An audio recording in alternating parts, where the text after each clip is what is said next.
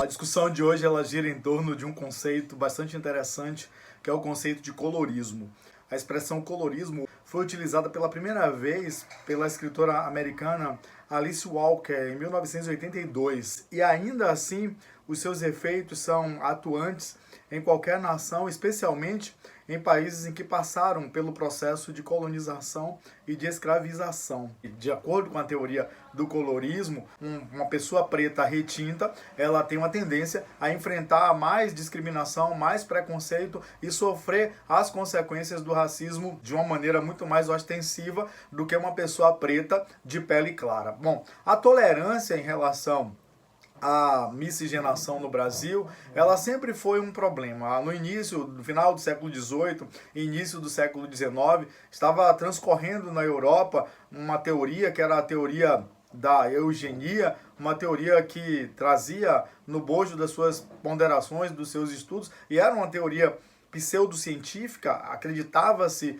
e tinha-se essas teorias como ciência, de que havia um elemento porque havia uma hierarquia entre as raças, onde o elemento branco ele detinha a melhor genética, ele detinha a melhor capacidade, o melhor vigor físico, ele era mais belo, mais inteligente, mais capaz. Então, tudo que se diferenciava desse elemento branco, ele era tido como inferior. Nesse sentido, nós vamos ter os negros, vamos ter os indígenas, os povos originários, vamos ter as populações aborígenes, vamos ter os ciganos, os judeus, enfim, tudo aquilo que não é branco, caucasiano, acaba sendo dentro desse contexto aí do século XIX, final do século XIX, início do século XX, como pessoas de segunda ou terceira categoria. Aqui no Brasil, por exemplo, o mulato é aquele ser híbrido, né? Ela vem, um termo originário da mula, que é um animal híbrido, um animal que não é puro. Esse termo acaba sendo um termo desqualificador, colocando a pessoa negra ou mestiça como pessoas de segunda categoria. Bom, no início da República, início do século, final do século XIX, início do século XX, a gente tem o Brasil, a composição brasileira, ela já era com uma grande quantidade, uma massa de pessoas negras agora libertas e que precisava ser de alguma forma requalificada, segundo essa teoria da eugenia. Ora, se você tem uma nação que está se organizando ali numa república, essa nação precisa ser constituída por elementos mais puros. Então, tinha um prognóstico de que o Brasil poderia se tornar um país branco num período de 100 anos. Qual foi, então, a política pública mais eficiente adotada para esse fim? A política foi deixar os negros relegados à sua própria sorte, então, sem saúde, sem escola, sem emprego, e abrir as portas do país para o elemento branco. Este seria, então, o elemento que iria resolver o problema. O imigrante europeu tinha como objetivo, ou melhor, a abertura do país para os imigrantes europeus tinha como objetivo favorecer uma mistura, uma miscigenação positiva, no sentido de embranquecimento da nação ou de branqueamento da nação, como essa política ficou conhecida. Então o que temos? Temos um país que nunca tolerou o mestiço, que nunca tolerou a mestiçagem. Então a gente vai ter no processo de miscigenação gradientes de pele, tonalidades de pele diferentes. Os negros, hoje nós classificamos o Brasil, aí, o conjunto de negros no Brasil, a população negra no Brasil é formada por todos os pretos e pardos, onde dentro aí da teoria do colorismo, uma pessoa parda, uma pessoa preta, que ela não é retinta, ela está muito mais próxima do elemento branco do que de aspectos negroides, aspectos mais originários de África. Essas pessoas elas têm uma tendência a sofrerem menos ostensivamente o preconceito, ou seja, elas são mais toleradas em relação a pessoas que têm uma cor de pele mais escura, um elemento que são pessoas mais retintas.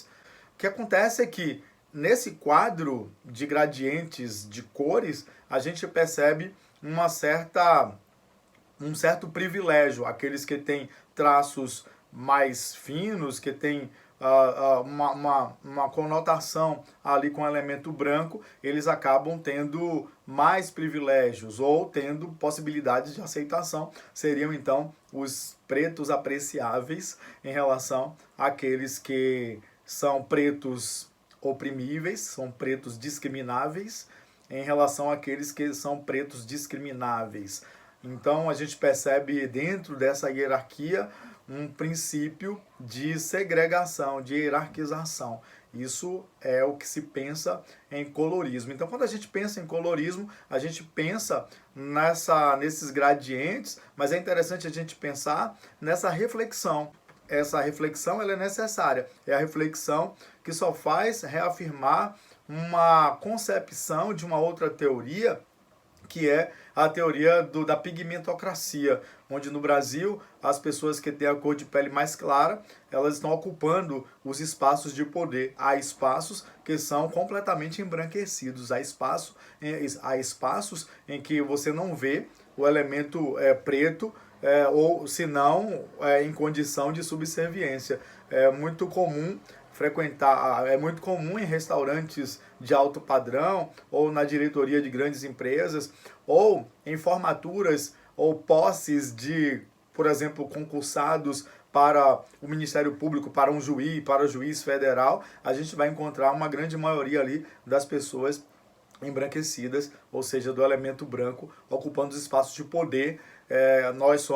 Nós pretos somos 54% da população brasileira, mas dentro do Congresso Nacional estamos ali na casa dos 20, 23% de assentos ali de cadeiras do Congresso Nacional. Então isso mostra que nos espaços de poder nós negros não estamos lá. E aí é interessante que nós negros, de qualquer matiz aí, ou de qualquer tonalidade, não vai importar o gradiente. O elemento pardo, como é muito comum a autodeclaração, se você pensa a sua cor da pele mais próxima do elemento branco, ou mais próxima do elemento preto, a sua autodeclaração acaba ficando como parda, né? Então a gente costuma dizer, sou pardo. Pardo é aquela pessoa que não é branco, mas também não é retinta. Então, interessante é que, para um efeito mais amplo de discriminação, estamos todos no mesmo barco, estamos todos passando pelo mesmo estado de opressão. A população parda, ela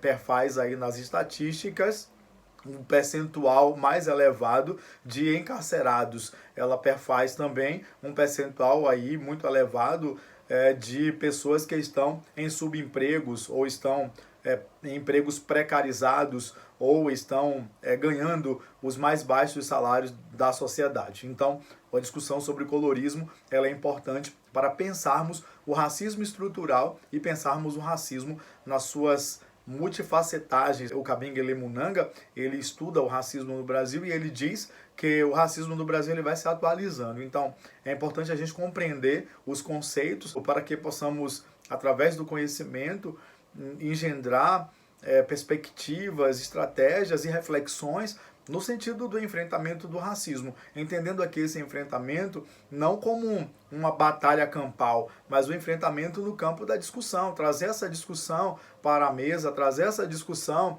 para as famílias, trazer essa discussão para as escolas, por que não trazer essa discussão na roda de amigos, discutir racismo, discutir preconceito, discutir discriminação, não deixar a questão de lado. Isso é uma forma de construirmos uma sociedade mais consciente e uma sociedade mais reflexiva, no sentido de que essa reflexão ela pode gerar mudanças, ela pode gerar tomadas de atitudes, ela pode gerar posicionamentos no sentido de termos a futuro uma sociedade menos preconceituosa, menos racista, mais igualitária. Então, se esse material te ajudou, esse conteúdo contribuiu aí para os seus estudos, não deixe de se inscrever no canal, dar a sua curtida, o seu like, deixar aqui uma pergunta, um comentário. Isso é sempre importante porque o YouTube considera aí e compreende, entende que o conteúdo ele é relevante e acaba anunciando e apresentando para mais pessoas.